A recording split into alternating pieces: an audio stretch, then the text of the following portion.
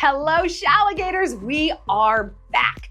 I'm filming this on Thanksgiving, and listen, if you are home for the holidays right now, or if you're not home, if you're like stuck at work or whatever, you might just be feeling some pressure, okay? You might have some some anger and some tension that you just need to take out. Just get your wiggles out. Well, guess what? You're in the right place. So we're gonna take out our anger today, and we're gonna take it out on Lizzo because she deserves it. Because this woman, has there ever been a more demented hypocrite in the annals of human history? I mean, I'm sure, yes, there was some like Pope, yes. But in modern times, she's really planting her flag on a new frontier of complete bullshit. This woman, who has made her entire brand identity about being fat and loving it, I mean, her Instagram handle is Lizzo Be Eating, for God's sakes, now is saying, stop talking about my weight. And also, stop erasing fat girls from society with Ozempic. And she's on Ozempic. I am gonna get up and leave. You know what I'm gonna do? I'm gonna set up a beautiful table, dishes, tablecloth, the whole thing, just to flip it. Just to flip it in my own home, just because I need to get that out. What is going on with this woman? I'm gonna break down. This might just be a rant. No, it's not, because we're gonna learn something. This is actually gonna be a two-part video because in this one, I wanna talk about how to leave behind a toxic era and leave behind your past and what to do if people don't want you to.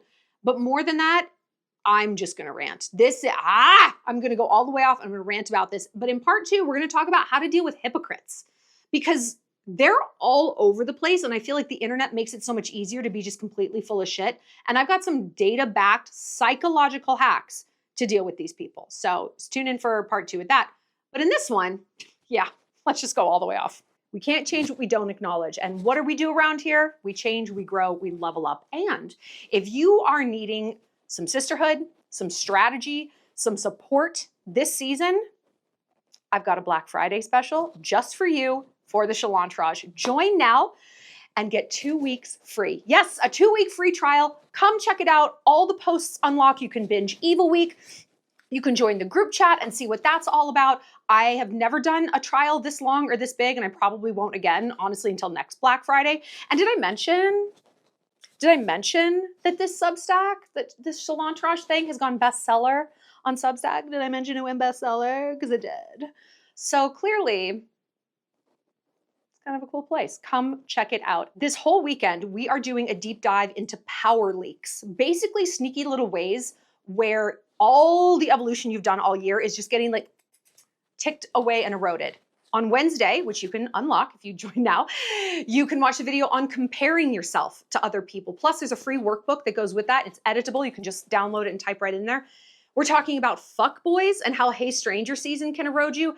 Your sexuality and being home, boundaries, people pleasing. We're going through them all. So if you've always been curious about the Shallon, this is your sign. But hurry, I'm only running this deal through the end of the weekend. After that, sorry, doors are closed, inner circle locks back down. So let's get into Lizzo. But real quick before we do, I have a sexy little thing to tell you about. You guys are gonna like this. Check out a word from today's sponsor. I've had a lot of jobs in my life. Well, according to your chart here, it looks like you are terminally uncool. And I've been bad at most of them. I'm sorry, ma'am, but you used the word fleek until 2023, and then, ooh, we've caught you using the term 6'7" 4 times this week alone. You're 38 years old. Very bad. Of course I'm a doctor. Just because I'm wearing a Williams-Sonoma apron, and these are actually headphones, I'm listening to the Migos. Possibly including this one. You're suffering, I'm suffering. My lip gloss is sticking to this mask. You don't even understand suffering. 6'7". But one job that I know I am like a killer at is a job called blow.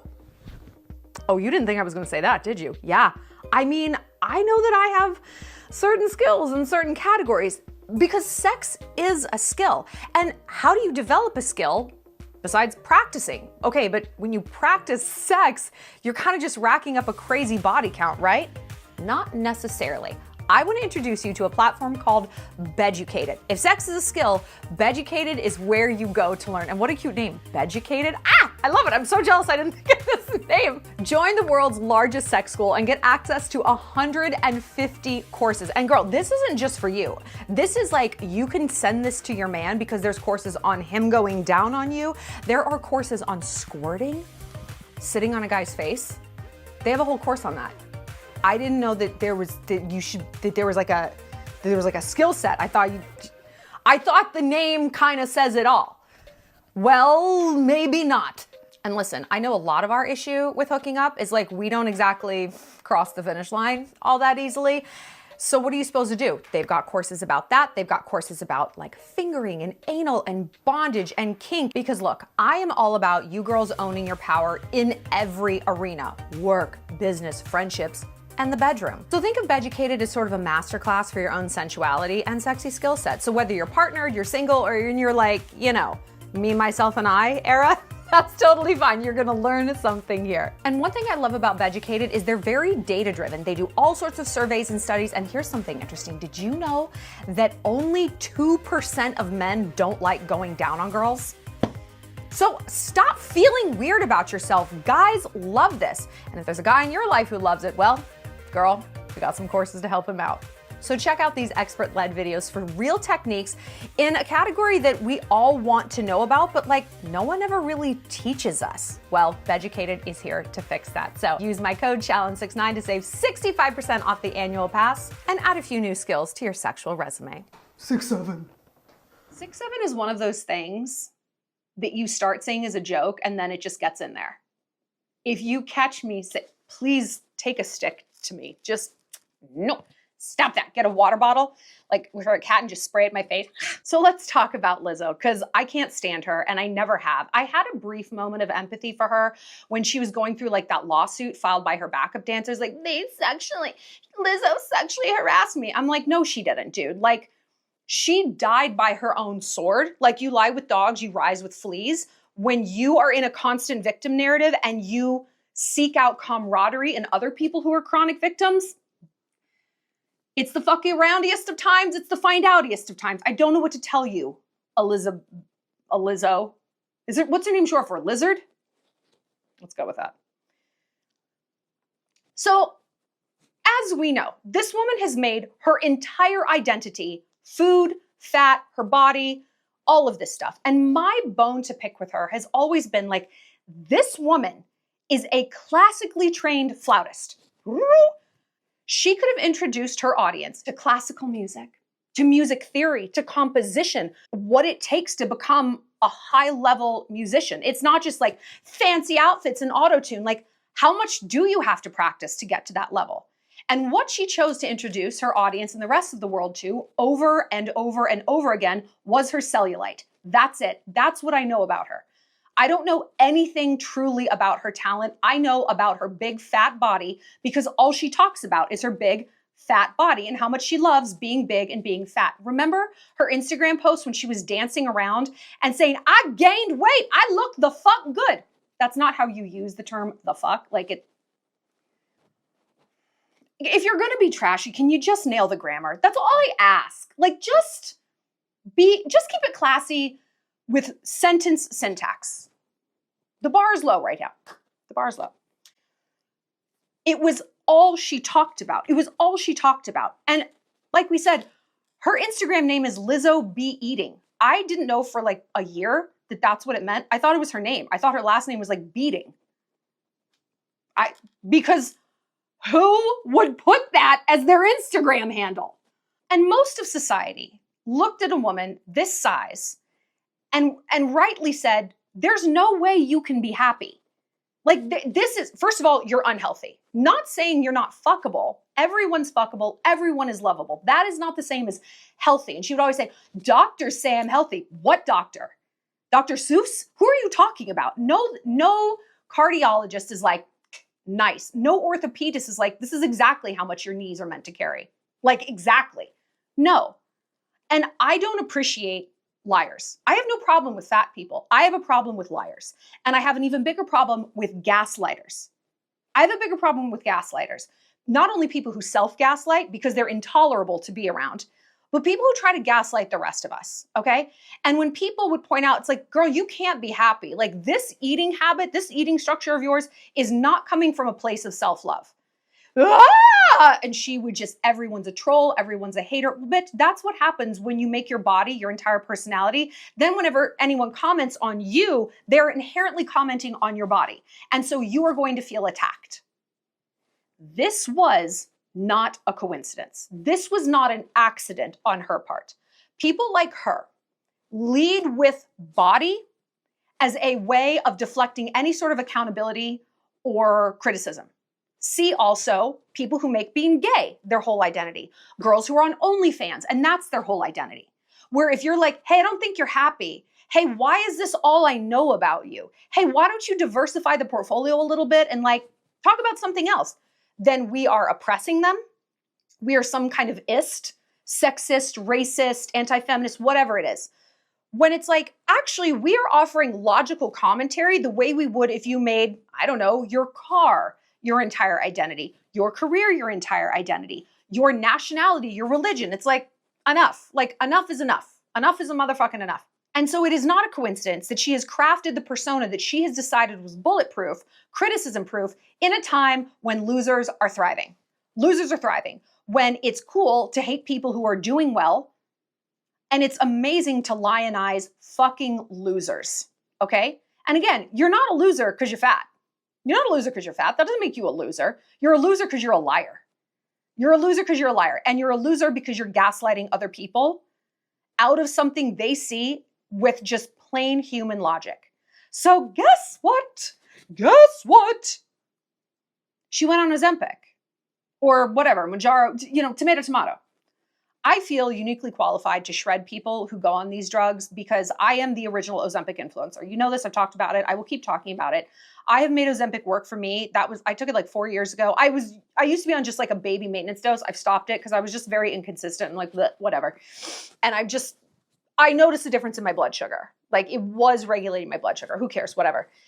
But like, I'm on to you, okay? I'm on to these people like Amy Schumer, like Mindy Kaling. Even Michelle Obama is looking weird and skinny right now. Michelle, is she just going through something? I hope it's Ozempic, and I hope she's not just going through something. Not with Barack. Please don't do this to me. I need you guys to make it, please. But I have a real bone to pick with people who lie and gaslight about being on this drug. There's no shame in being on it. There's no shame in being like, yeah, I'm 300 and something pounds and I am miserable. My joints hurt. I sweat when I eat. I can't tie my shoes. Like, I get that for sure. What I don't get is acting like you love being in a state that's intolerable, that's intolerably bad. And again, I don't understand lying. So LIZZO's on this drug and she's slimming down and she looks good. And now she's saying the old me would tend to binge when sad and depressed. I would order hundreds of dollars of food delivery and eat everything until my stomach felt like it would explode. Wait, do you remember, Lizard, when you were just saying you had the cleanest diet in the world because you were vegan? Do you remember that? And then do you remember when I think it was like Instacart did a partnership with you? And do you remember this? I don't know if like she curated what her cart is or if they just pulled the data, but it was a glimpse into madness. Takis, Doritos, family-sized thing of Oreos. She lives alone. Soda, like it was horrible food. And like there was one like bag of lettuce, like a performative bag of lettuce, an aspirational bag of spring mix. It's just going straight in the trash a few weeks later. And I'm like, your diet is clean? Are you crazy? I was vegan once. I've never been so fat because it's an all carb diet. And I wasn't like a kale vegan. I was a LIZZO vegan. Okay. But yeah, her diet was so pure. And oh, wait, when you were sad, you would eat? What? You know what this is giving? Demi Lovato. Remember how Demi would be obviously on drugs and then do a documentary? Be like, I'm sober now. Well, Demi, you said you were sober in the last documentary. Well, Yeah, and remember, anyone who called you on it was a monster and you sicked all your bizarre fans on them and doxed them. Do you remember that? And we all turned out to be right. Like, I'm glad Demi is also Ozempic and thin, but I don't trust her and I don't like her. I'm sorry. You spend years doing that to people. Fuck off. Just fuck off. Okay. Lizzo also said, so in my self-loathing and self-neglect, I began to rot. As someone who has talked and sang about self-love their entire career, it was hard to watch that happen to myself. Your self-love, all of this body positivity was always fake, girl. Like, it was always bullshit. It was always clearly bullshit. You didn't start ordering trillions of dollars worth of McDonald's DoorDash. You have obviously been doing that, which is why you were that size in the first place. So, like, don't act like this was new behavior. This was not new behavior. This was not new behavior. After talking to a few therapists, I discovered that my weight had been a protective shield, a joyful comfort zone, and sometimes a superhero suit to protect me through life. I thought you said you were rotting and you hated yourself. Do you see? This is like the same interview. Do you see how, like, she is instantaneously contradicting herself? I love my body. I was so sad. But it's a joyful comfort zone. So when you were eating until your stomach wanted to explode, you're going to explode with joy? It's interesting. A superhero suit. What superhero is that? Cholesterol? My weight, like my hair, represented time. What are you talking about? It stored energy. I mean, it literally stores energy. You're storing fat. Fat converts to energy. Ask a camel. It's not water in their hump, it's fat. And I wanted to release myself from it. You didn't think you'd be getting camel facts in this video, did you? I'll weave animal facts into anything. I'll put them in anything. Do you know where a platypus lives in the zoo? A platypussery. Also, like, yeah, people were also saying this. Your weight is a protective shield. We eat so that the world ignores us. A lot of girls who've suffered sexual trauma, they'll either starve themselves to be, like, invisible to that kind of, like, predator again, or they get fat and they hide behind it. That was my deal. Like, who was I without my weight to complain about? That's how I felt. And I realized with Ozempic, once I stopped, like, wanting to eat all the time and it quieted the food noise, I'm like, oh shit. This was covering a lot of stuff. This was covering a lot of stuff. So, like, I guess good that she's waking up to that. It was never about being thin for me. I don't even think it's possible for me to be considered actually thin.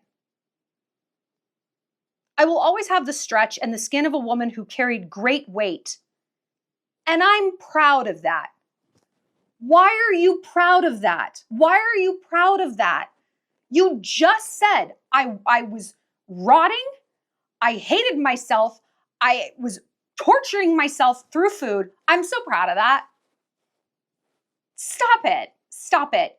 We don't have to romanticize everything that we've ever done in our life. How about normalizing shame?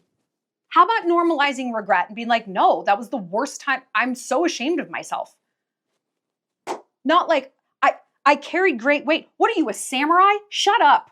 What, did you ride through the Ottoman Empire and the Crusades with 50 pounds of armor just from the torso up? You haven't, Lizzo? Stop. Stop. And see, the fact that she's talking about self-abuse in a way that's like, good for me. She will become fat again. She'll become fat again, 100%. Because she's not facing that that's what it is. She'll, like, edge into that. She'll say it, but it's like, no, but I'm proud of myself. This is not somebody who has a strong core of self-esteem. So she has to, like, project and put on this show that, like, yes, I hated being fat. It was horrible, but I actually loved it. I'm proud of it. What? I used to cut myself. I was a cutter for a very long time. I'm not proud of that. I'm, like, deeply ashamed that is all I felt like I was worth at the time, that I was too chicken shit to just get to the root of what was going on. And I wasted years of my life in that loop, in that spiral. No, I'm not proud of it. I'm proud I got out of it eventually, actually, but in a larger sense, no, I'm not. I'm not proud that it had to get that bad. I'm not proud that now I can feel bad and not take a razor blade to my arms, because most people don't have to take a razor blade to their arms to get through their feelings. So no, I'm not I'm not like, yay, gold star, that I'm doing something most people do all the time. My bar is higher than that for myself. Oh, here we go. Love this quote. The way I've been treated as a public figure since I was introduced to the world. What are you, like, did the stork drop you off? This verbiage right here. Since I was introduced to the world, there's a victim undertone of that. Like, since the spotlight just happened on me, you were trying your whole life to become famous. You became famous. And you yourself, Lizard, put out a very specific, curated, purposeful, and relentless pattern of brand identity.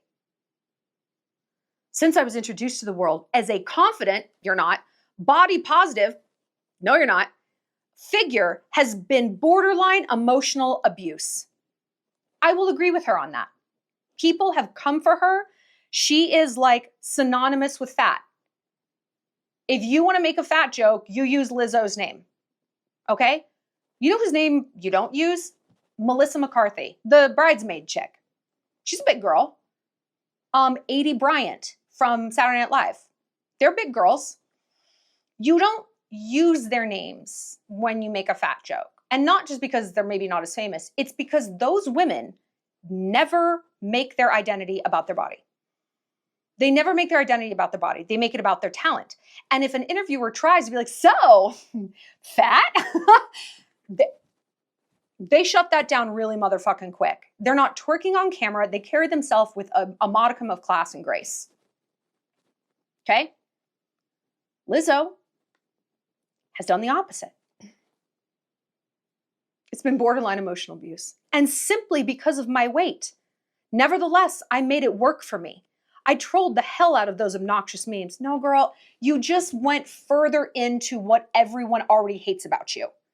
You insert yourself into anything that's race baiting or fat baiting. She inserted herself into the Sydney Sweeney American Eagle thing. Why?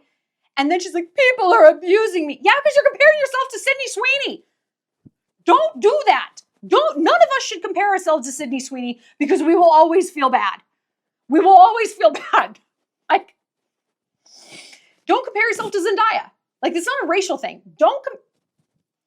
She sets herself up as a punchline, and then she feels like a victim. It's precisely so she can feel like a victim, because it's like she's got like a humiliation kink or something. I don't know, but she has to continuously engage in this loop of making herself the victim, creating something that ensures that happens, and then insert X behavior that she is engaging in justified by the victim. Like eating. Or being super just vulgar and inappropriate. And like making her body and what she does with her body and how it jiggles when she goes like this, or who's coming in and out of her body, because that's her new thing. She's always got to talk about how much dick she's getting. Like in interviews, like, what's your beauty secret? Catching a lot of dick, getting piped up. Like, can you just say Cetaphil face wash or whatever it is? Like, it just comes. Again, if that's who you want to be, if you're the OnlyFans girl who's got her leg behind her head at Nobu for no reason, if you're that person, if you're the guy who makes every conversation about gayness, you do not get to be like, oh, people misunderstand me. They only see me as one thing. They actually are just buying what you're selling. You're an incredible salesperson. Congratulations. You have created 100% conversion. You've tried to sell something. This identity is body. And you've done a remarkable job. My God, do you want to go work for like Bud Light or something? They could really use you on the team. Because you know how to get people to buy into what you're saying. people just refuse to accept that, like, part of the reason the world sees you a certain way is because you are vociferously proliferating that identity. And ugh, isn't that awful? Like, is that not the grossest thing in the world? I have had to confront this recently myself after my last relationship. And he made it very clear that I am harsh and terrible. Yeah. Maybe this is why I'm single. That's great. And listen, that's a monstrous thing to say, but it gave me pause. And I'm like, you know what? It's worth it for me to investigate this, and maybe I should cool it out a little bit and be a little softer. Is this video a great example of that? No. No. It's progress, not perfection. But like, hey, not all feedback is crazy. Not all feedback is wrong. She did have one quote that I'm like, okay. I was self-aware that I was the butt of every fat joke on the internet. Yeah.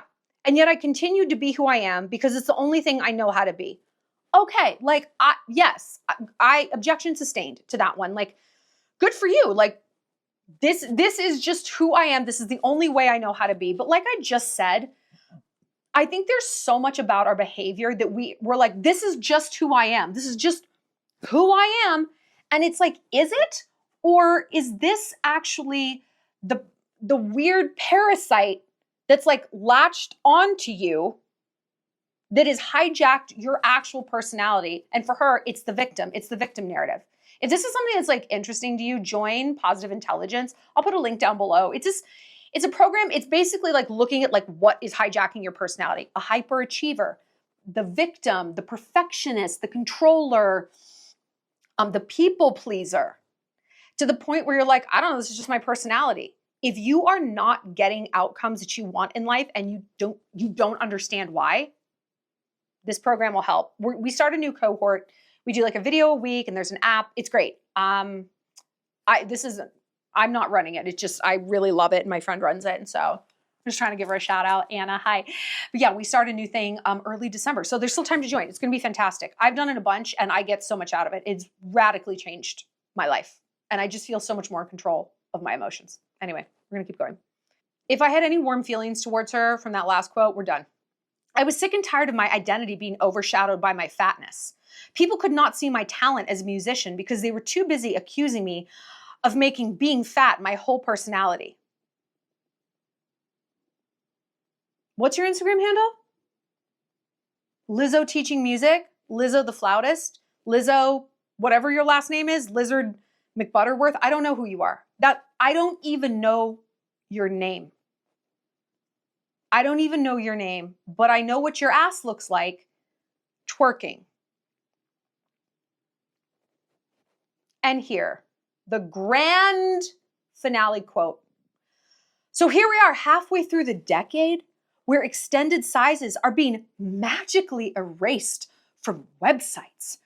Plus size models are no longer getting booked for modeling gigs, and all of our big girls are not so big anymore. I am still a proud big girl. I thought you hated yourself. I thought you were sad and lonely and rotting and objectively big, over 200 pounds. Yeah, we know. We know. I'm going to go set that table because I'm fixing to flip it. What in the fuck is wrong with this woman? You know what? Honestly, at this point, I feel like we need to ask, what's right? What is right with this woman? Because I'm coming up empty. I am coming up empty. Extended sizes are magically getting erased. Fat girls are getting erased. No, they're not. No. We're all just too thin. Americans are just too thin. They're just too thin.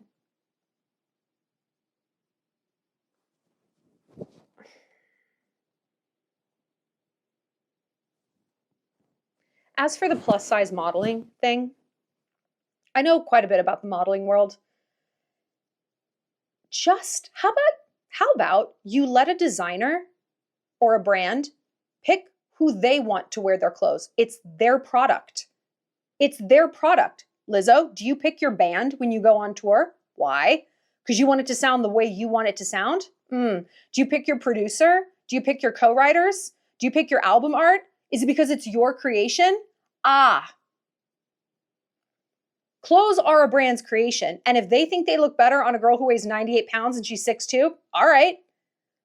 It doesn't have to be representative. Nobody owes you that. Nobody owes anyone an exact representation of their experience on planet Earth. We're all just owed that. No, we're not. And the only people who think that we are looking for a reason to feel like a victim. And so they have to go like that far down the rabbit hole. They have to go that far down the rabbit hole because in reality, their life is pretty good. And most of their problems, like lizards, are self-created. This woman has fame, fortune, access to the best, truly the best of everything. The best food. It's not even like based on her Instacart order, she's fat because she's like, Jacques Torres creme brulee after Jacques Torres creme brulee. It's like you're eating Takis. Am I even saying it right? I've never even had these things. Ugh. It's like space food. It's like not food. How lucky, how blessed are you that the thing that pisses you off is that you don't see someone who looks like you coming down Milan Fashion Week and closing the Versace show. Are you fucking kidding me? There's some people out there in the world who don't have shoes. They don't have water. But the models? What? It's insane to me. So I asked you on Instagram, what's the topic here? I was like, oh, some of you guys are going to be like, Shallon, she's losing weight. Good for her. Nobody. You guys, however savage I think that I am, I'm like, oh, burn unit. Okay.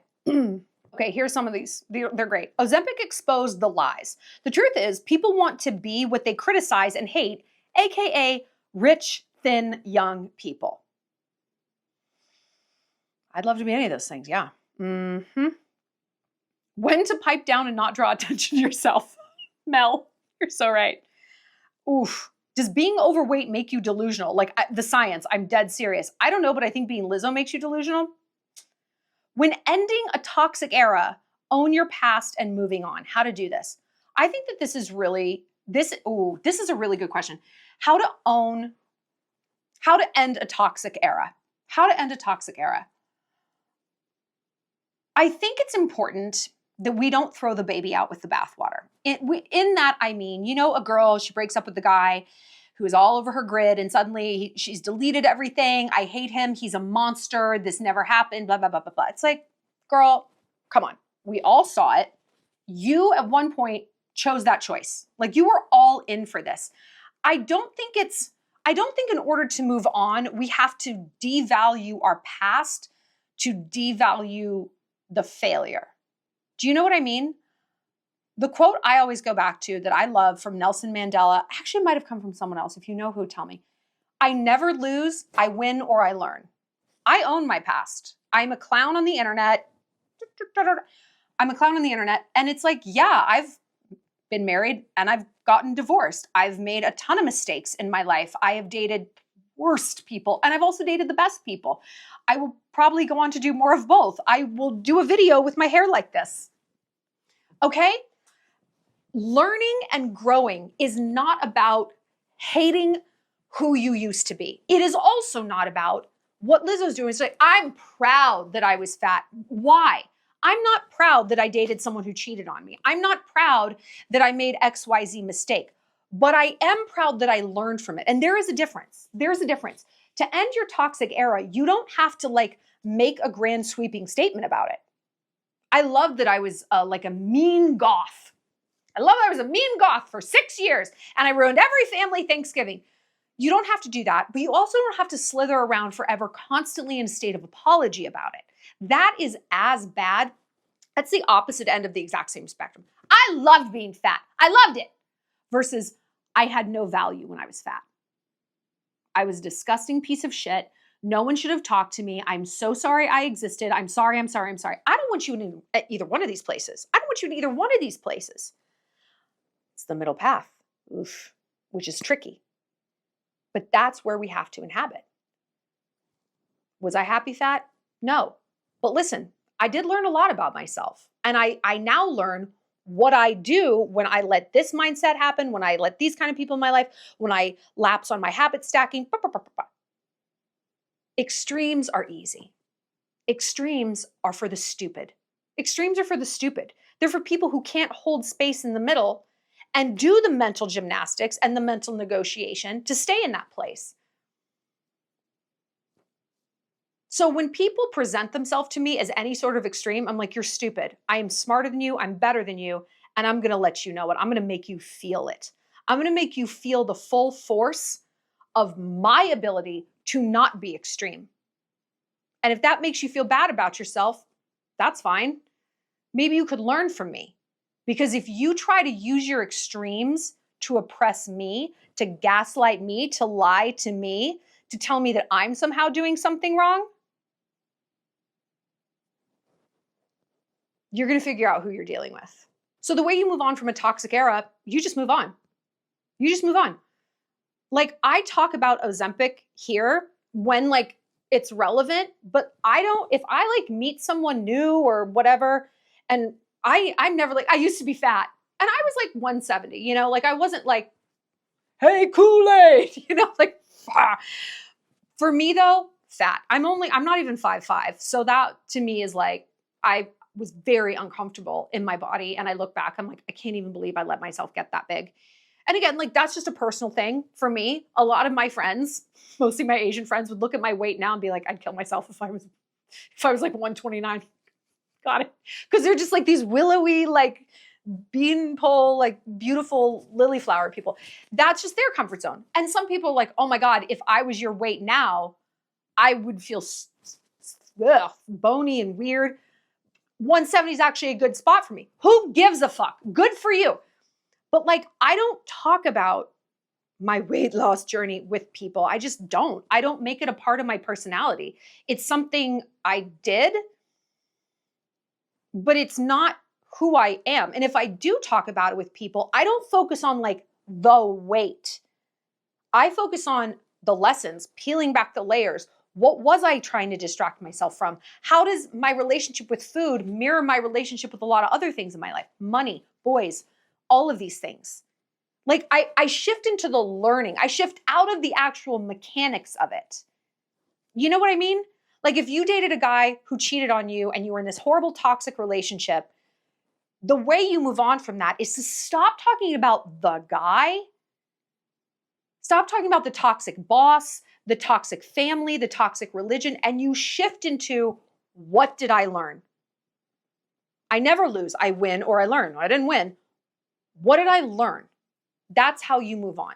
And that's how people respect you. And that's how you turn a bad story into your best story. Something you're ashamed about, you turn it into your biggest growth launch pad ever. You turn that acid into rocket fuel by weirdly kind of like moving the actual circumstances to the back burner. Ricky, she's very mentally ill. Okay, so piggybacking off that, when you realize your mistake and then change your ways 180, what do you say about your past? I don't think you need to say much of anything. And I think a lot of times we are the ones bringing up our past. I think very rarely actually is someone cornering us at a party being like, oh my gosh, you're engaged? Wait, do you remember when you used to be a slut? Do you remember when you got Eiffel Towered by Shane and Bradley outside the Del Taco? Do you remember that? Like, are people actually saying these things? And listen, you might be like, well, they're saying it behind my back. Fuck them. Somebody said, there's a quote, it's like, what people think of me is none of my business. And I never understood that until I became a YouTuber. And it's like, listen, I am only going to deal with what people are saying to my face. Whatever like the Shallon is, like TM, like whatever the version of me is that people are discussing, Great. To me, it's like I'm a character in like the Marvel universe, and they've just got my character like with some different plot lines in the writer's room. Like, oh, what are you gonna make my character do this season? Oh, that? It's not the direction I'd go in, but okay. I'm dealing with the here and now, and I'm dealing with people who are dealing with me dealing with the here and now. Like, does that make sense? I think a lot of times we feel like change comes with an explanation. And listen, this is like deep waters that we're in right now. This is a deep and powerful lesson that I go way into in Evil Week this year. And if you missed Evil Week, join the Shallon 2-week free trial to binge the whole thing, because we go deep into like explaining that era is over. No is a complete sentence. Yay is a complete sentence. I don't need to explain what makes me happy or who makes me happy. If you don't like it, go fuck yourself. Who are you? Like, who are you? Are you paying my bills? What do you think? Who do you think you are? And same with change. I change all the time. And like, I get this a lot from people who've known me for a very long time, including family. They're like, you've changed so much. Your politics have changed. The way you speak has changed. You wear necklace that says ruthless. And I'm like, yeah, I have changed. People change. Like, people change. And you have to ask yourself, what does this person lose by me changing? If you were the slut and now you're settling down, what does that person, why did they want to still think of you as a slut? Why do they need that version of you? Is it because it makes them feel better about never getting Eiffel Towered because no one asked? I don't know. Like, they have some weird investment in you and in the past version of you not changing. What is it? Why is that version of you useful to them? Chances are is because something about that version of you was compliant. It was not challenging. Okay? Didn't throw up a lot of contrast. Speaking of weight and Ozempic, I lost 3/4 of my friends here in Bozeman when I lost weight. Because with losing weight, I stopped drinking. And one by one, they all found an excuse to turn on me. Because suddenly, this new version of me was a big old threat. Big old threat. They had a very vested interest in me staying fat and drunk. Because then, like, they didn't feel so bad about being fat and drunk. And when I found myself explaining why it's okay to be on Ozempic, why it's okay that I'm taking control of my health, I'm like, wait a minute, I only feel this like pervasive need to explain this to the people who very much benefit from me not being healthy and thin and sober. My friends who like truly love me, they're like, yeah, you look great, you feel great, you're lighter, you're happier. Amazing. I didn't have to offer any explanation to those people because they had no interest in that past version of me. There was no like weird need. They had to keep me frozen there. This is why change is hard, not because going through the motions of actually changing is hard. It's like that outside noise is hard to combat. And so you just need to be like, fuck off. Like, I want you to ask yourself, and again, we go into this in Evil Week, who woke up today needing your permission to change? Who woke up today and was like, fuck, I hope Shallon approves of my choices. I owe her like 6 emails about why I cut my hair and why I don't want to be in law school anymore. I really just have to explain this to her. Nobody, right? Nobody. And yet you woke up, possibly, assuming that you owe other people an explanation. No.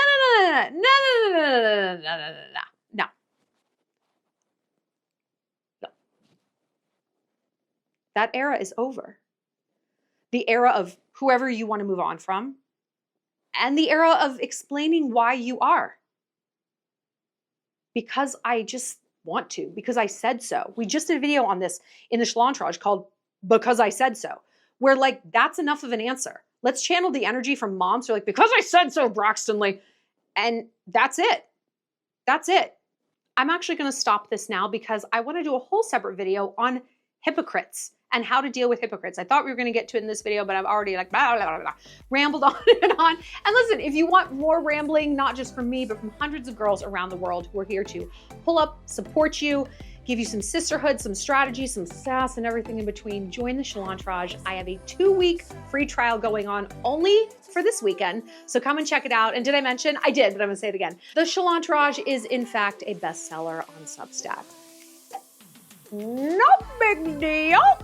Go ahead and check that out. And yes, check out my Thanksgiving episode of my podcast, Crowned and Canceled. It's all about the dark, colonial, cannibalistic, bizarre origins of the first Thanksgiving. This ain't the Hallmark version, people. So you can listen to that any place you get your podcasts. It really does mean a great deal to rate and review and share the podcast and help get the word out for a newbie like me. All right, guys, I love you, and I will see you next time for part 2.